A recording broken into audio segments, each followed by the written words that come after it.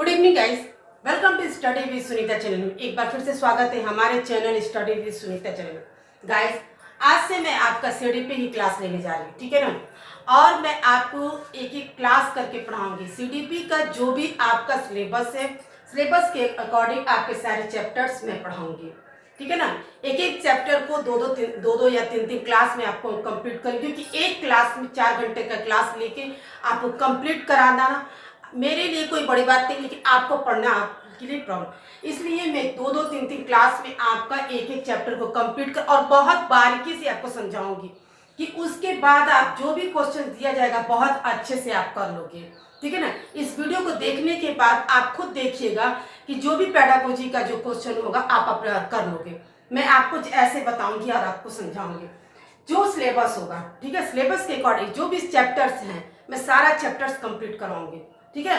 तो ये आपका एक तरह से सीटीपी का मैराथन क्लास चलेगा, जो आपको सारे चैप्टर्स मैं आपको पढ़ाऊंगी अच्छे से एक्सप्लेन करके, ताकि इसके बाद जो भी क्वेश्चंस होंगे, जो भी पेडागोजी का हो, आप कर लोगे, ठीक है ना। तो आपको देखिए, और आपको पता है कि सीटेट का जो एग्जाम है 7 जुलाई 2024 को होने वाला है। मैं उसी की तैयारी करवाने जा रही हूँ, ठीक है ना।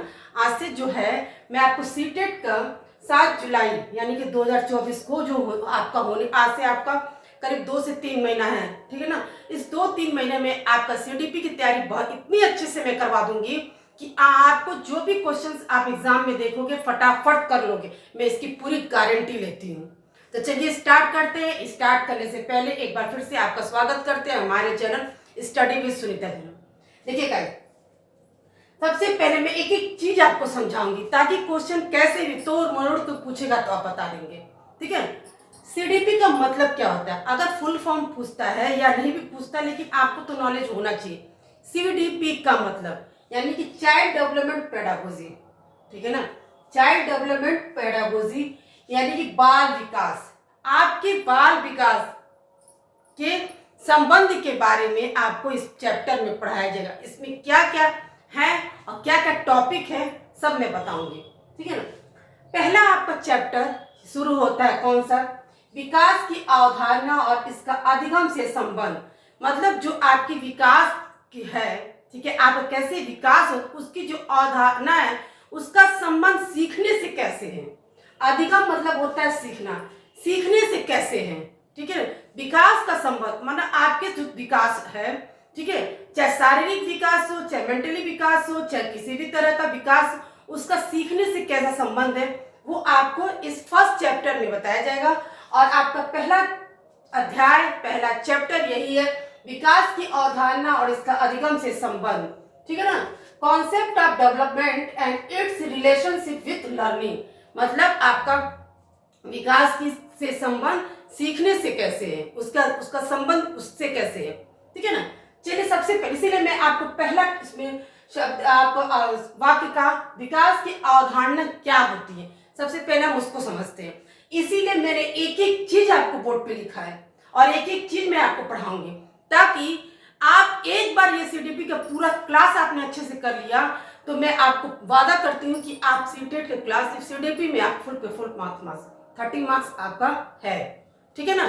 तो देखिए कैसे विकास की अवधारणा, सबसे पहले हम समझते हैं विकास की अवधारणा क्या होती है। देखिए, विकास की प्रक्रिया में बालक का शारीरिक, क्रियात्मक, संज्ञानात्मक, भाषागत, संवेगात्मक, सामाजिक विकास होता है। यानी कि जो बाल का विकास होता है, यानी कि बच्चों की जो विकास होते हैं उसमें क्या होता है, देखिए शारीरिक रूप से उसका विकास होता है, उसकी क्रियात्मक रूप से, संवेगात्मक, उसकी भाषागत, सब कुछ के रूप से विकास होता है। लेकिन विकास की रूप देखिए प्रक्रिया में क्या क्या चीजें से आते हैं, उनकी रुचियों में, आदत में, ठीक है, किस चीज में बच्चों की आदत होती है, किस चीज में उसकी रुचि होती है, ठीक है ना। और जीवन मूल्यों के स्वभाव में, उनके व्यक्तित्व के व्यवहार इत्यादि का विकास भी शामिल है। किसमें, आपकी विकास की अवधारणा। विकास का अवधारणा से मतलब क्या क्या है, शारीरिक रूप से, क्रियात्मक रूप से, संज्ञात्मक रूप से, ठीक है ना, उसमें आपकी जो विकास होती है और वो विकास का संबंध किस चीज से, आपके बच्चों की रुचियों से है, ठीक है ना।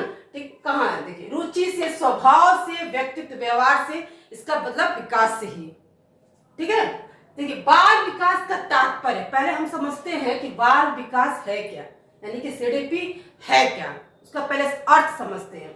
देखिए, बालक के विकास की प्रक्रिया उसके जन्म से पूर्व, अगर हम कहते हैं कि बालक का जो विकास उसके जन्म से पूर्व स्टार्ट हो जाता है, तो जन्म से पूर्व कहाँ स्टार्ट होगा? माँ के गर्भ से ही स्टार्ट होगा, ठीक है ना। तो यार देखिए, तो जन्म से पूर्व गर्भ से ही प्रारंभ हो जाती है, उसकी जो विकास की प्रक्रिया है वो गर्भ से ही प्रारंभ हो जाती है। विकास की इस प्रक्रिया में वह गर्भावस्था, शैशवावस्था, बाल्यावस्था, किशोरावस्था और प्रौढ़ावस्था इत्यादि कई अवस्थाओं से गुजरते हुए परिपक्व स्थिति प्राप्त करता है। जब बच्चा गर्भावस्था में उसकी विकास की प्रक्रिया होती है, उसके बाद से उसकी जब जन्म लेगा शैशवावस्था में जाएगा तो कैसा विकास होगा, उसके बाद बाल्यावस्था में जाएगा, उसके बाद किशोरावस्था में जाएगा, प्रौढ़ावस्था में जाएगा।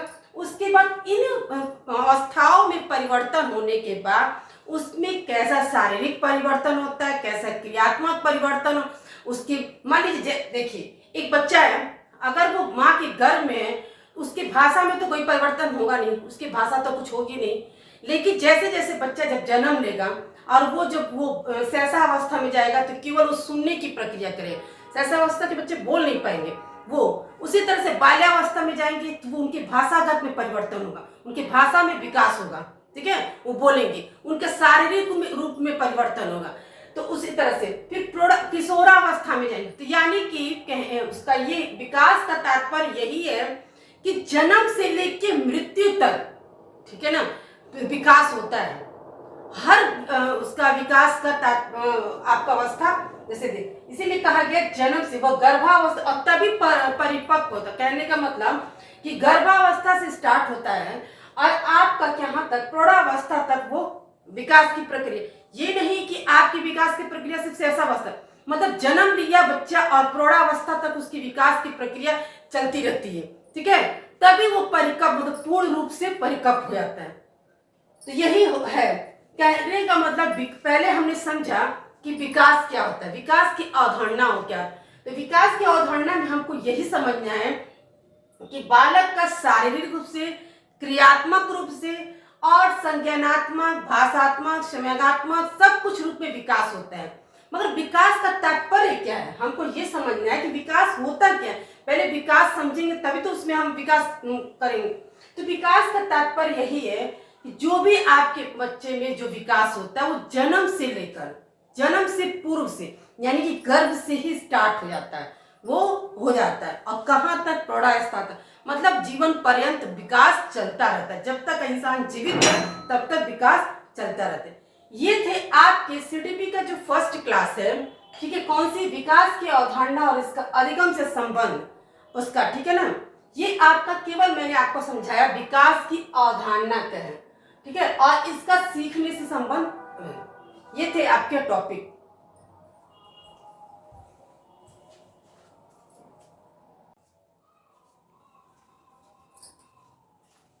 चलिए गाइस, मैं आपको ये बताती हूँ कि बाल विकास के अध्ययन में किन किन बातों को शामिल किया जाता है। कुछ बातों को मैं कई ऐसे बातें हैं, लेकिन फिर 5 ऐसे बातों को मैं आपको समझाकर बता रही हूँ जिनको शामिल किया जाता है, ठीक है। और उसके बाद आपको उसमें वृद्धि और विकास में परिवर्तन जब बताया जाएगा तो आपको अच्छे से समझ में आए। अभी तक आपने समझ लिया विकास की अवधारणा क्या होती है, मतलब विकास का तात्पर्य क्या होता है, विकास का संबंध क्या, विकास का अर्थ क्या होता है, ठीक है, आपने समझ लिया। अब ये समझिए कि बाल विकास के अध्ययन में निम्नलिखित बातों को, किस निम्नलिखित बातों को शामिल किया जाता है। मतलब कहने का कि वो बाल विकास में वो कौन सी ऐसी बातें हैं जिससे हमको ये समझ में आता है कि बाल विकास क्या होता है, कैसे मतलब शामिल किया जाता है। देखिए, जन्म लेने, अभी मैंने बताया भी, फिर भी मैंने आपको लिख दिया है। जन्म लेने से पूर्व, जन्म लेने के बाद, यानी कि उसके गर्भ से और उसके बाद परिपक्व होने तक बालक में किस प्रकार के परिवर्तन होते हैं। जब बच्चा माँ के पेट में मतलब गर्भ में रहता है, ठीक है, उसके बाद जब जन्म लेता है, ठीक है, यानी कि जब तक वो पूरी तरह से परिपूर्ण हो जाता है, उसमें किस तरह का परिवर्तन होता है, ये आपके विकास, बाल विकास से बताता है, ठीक है। क्योंकि मान लीजिए जब वो जन्म लेगा, शैशवावस्था, बाल्यावस्था, प्रौढ़ावस्था, किशोरावस्था, सब में उसका जो परिवर्तन होता है, उन परिवर्तन के बारे में आगे आपको क्लास में एक एक हर क्लास में हर चीज बताई जाएगी। तो ये आपको परिवर्तन हुआ, ठीक है। उसके बाद बालक में होने वाले परिवर्तनों का विशेष आयु के साथ क्या संबंध। तो जाहिर सी बात है कि अगर जो बच्चा आपके शैशवावस्था में उसका जो संबंध होगा, क्या वो किशोरावस्था में होगा? नहीं। यानी कि हर अवस्था का परिवर्तन आयु के साथ अलग। भाई जिस तरह की आयु, अगर 3 से 5 साल की आयु के बच्चों के साथ जो परिवर्तन होगा, वो 18 साल की आयु के साथ बच्चों का परिवर्तन तो होगा नहीं। तो आयु के साथ परिवर्तन अलग होगा ही होगा। इसलिए आयु के साथ होने वाले परिवर्तनों का क्या संबंध है? भाई संबंध स्वरूप होता ही है, ठीक है। जिस उम्र के बच्चे का, अब अगर बाल्यावस्था के बच्चे का जो आयु है, उसमें जो परिवर्तन अलग होगा। अब जैसे जैसे क्लास में आप आगे पढ़ते जाएंगे तो आपको और अच्छे से समझ में आता जाएगा, लेकिन फिर भी मैं आपको समझाती हूँ। आयु के साथ होने वाले परिवर्तनों का स्वरूप होता ही है। जैसा आयु, ठीक है, उसी हिसाब से उसमें परिवर्तन होता है। बालक के समय समय पर होने वाले उपयुक्त परिवर्तन उसके व्यवहार को किस प्रकार से प्रभावित करते हैं, ठीक है। अब उस जैसे जैसे उसके अंदर परिवर्तन होता है तो उसके व्यवहार में परिवर्तन होता है, तो किस प्रकार से उसको हम प्रभावित करते हैं ये आपको बताया जाएगा। क्या सभी बालकों में वृद्धि और विकास संबंधी परिवर्तनों का स्वरूप एक जैसा होता है अथवा व्यक्तिगत विभिन्नता के अनुरूप इनमें अंतर होता है? क्या सभी बालकों का, भाई वृद्धि और, सबसे पहले तो आपको समझना होगा वृद्धि और विकास। तो वृद्धि अलग, विकास अलग। तो अभी मैं इसको आपको अंतर समझाऊंगी। देखिए, क्या ये कहा जा रहा है कि वृद्धि और विकास में के संबंधी परिवर्तन का स्वरूप एक जैसा होता है? नहीं, व्यक्तिगत विभिन्नता के अनुरूप इनमें अंतर होता है। अंतर उसमें वृद्धि अलग होगा और विकास में परिवर्तन अलग होता है, ठीक है, एक जैसा नहीं होता है। एक बार आपसे और आपको अच्छे से समझा दे। देखिए, जन्म लेने से पूर्व और जन्म लेने के बाद, ठीक है ना, परिपक्व होने तक बालक में किस प्रकार से परिवर्तन होता है, ठीक है ना। तो जन्म लेने से पूर्व और जन्म लेने के बाद, ठीक है, परिवर्तन किस प्रकार का होता है, ये अलग। बालक में होने वाले परिवर्तनों का विशेष आयु के साथ परिवर्तन है, स्वरूप होता है, उसकी आयु के साथ परिवर्तन होता है। जैसे आयु उस हिसाब से परिवर्तन होगा। आयु के साथ होने वाले परिवर्तनों का क्या स्वरूप है, ठीक है ना, ठीक है। तो आयु के साथ जो जो परिवर्तन होते हैं उसके स्वरूप क्या है?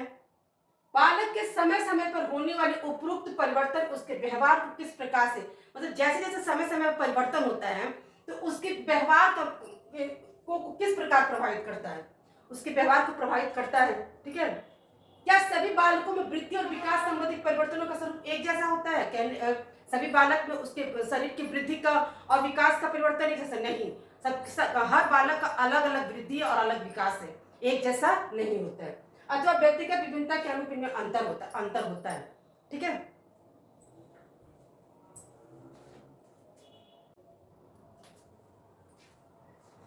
चलिए गाइस, अभी तक आप लोगों ने विकास का तात्पर्य, अवधारणा, ठीक है, आपने पढ़ा। विकास की क्या क्या अध्ययन करें, क्या क्या होने चाहिए, आप लोगों ने पढ़ा। अब सबसे पहले हम वृद्धि और विकास का अंतर समझते हैं।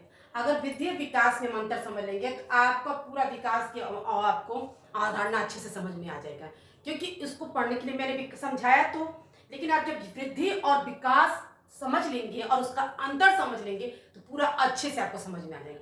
इसीलिए मैंने आपको उन दोनों का अंतर लेकर आई हूँ, ताकि आपको अच्छे से ये बात समझ में आ जाएगी। तो अब आप, और इसमें से क्वेश्चन पूछ भी सकता है कि वृद्धि और विकास का अंतर, ठीक है ना। तो इसीलिए मैं आपको एक एक चीज पढ़ा रही हूँ, जहां से भी जैसे भी क्वेश्चन पूछेगा आप करोगे। चाहे पेडागोजी मान लीजिए, आपको पता ही है घुमा फिरा कर कैसे भी क्वेश्चन, तो आप जब डिटेल से पढ़े रहोगे तभी तो उसका आप आंसर दे पाओगे, ठीक है ना। इसलिए आपको समझना बहुत जरूरी। देखिए, वृद्धि मतलब क्या होता है, उसमें परिवर्तन मतलब बढ़ना, ठीक है ना। किसी चीज में कहते हैं वृद्धि हो रही है तो मतलब उसमें बढ़ रही है, कोई चीज की वृद्धि हो रही है।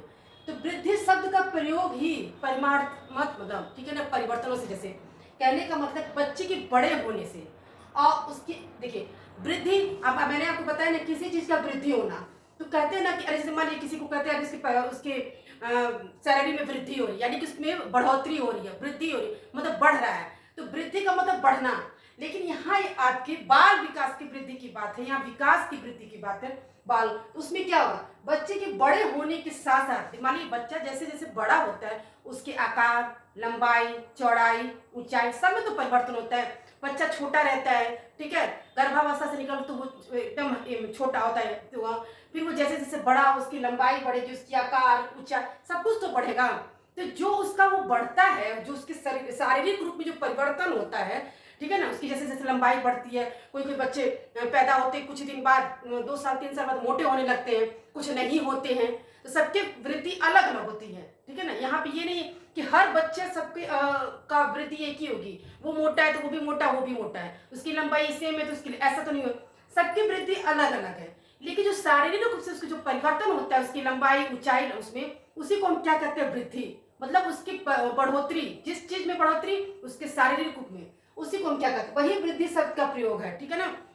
बच्चे के बड़े होने के उसके आकार, लंबाई, ऊंचाई जो परिवर्तन होता है वही वृद्धि शब्द, वृद्धि मतलब होता है, ठीक है। वृद्धि विकास की प्रक्रिया का एक चरण होता है, इसका क्षेत्र सीमित है। देखिए, कहने का मतलब है विकास जो आपका है, बाल विकास जो विकास है वो जीवन पर्यंत चलता है, जन्म से लेकर मृत्यु तक चलता है, लेकिन वृद्धि नहीं। वृद्धि की एक सीमा होती है, एक चरण होता है कि वहीं तक उसकी, जैसे मान लीजिए कि लड़कियों की कहा जाता है वृद्धि 14 साल के बाद उसकी वृद्धि रुक जाती है, मतलब उसकी लंबाई चौड़ाई सब कुछ रुक जाता है उतना ही तक। और लड़कों की 18, उसकी एक चरण सीमा है, लड़कों की 18 और लड़कियों की 14, ठीक है। मतलब वृद्धि का एक सीमा, लिमिट है, सीमित है, लेकिन विकास का सीमित नहीं होता है, ठीक है ना। वृद्धि की क्रिया आजीवन नहीं चलती। मैंने बताया कि वृद्धि भाई एक सीमा होती है उसकी, इस उम्र तक उसी इसकी शारीरिक प्रक्रिया उसकी बढ़ती लंबी होती है, पूरी आजीवन नहीं चलती। लेकिन जबकि विकास आजीवन चलता है, जन्म से जब तक आप जिंदा हो तब तक आपकी विकास चलती रहती है। बालक के परिपक्व होने के साथ ही यह एक रुक जाती है। जैसे बच्चा आपका अगर 14 साल, अगर लड़कियां 14-15 साल में उसकी वो रुक गई शारीरिक प्रक्रिया, आप परिपक्व हो गए तो आपका वृद्धि रुक जाती है, ठीक है ना।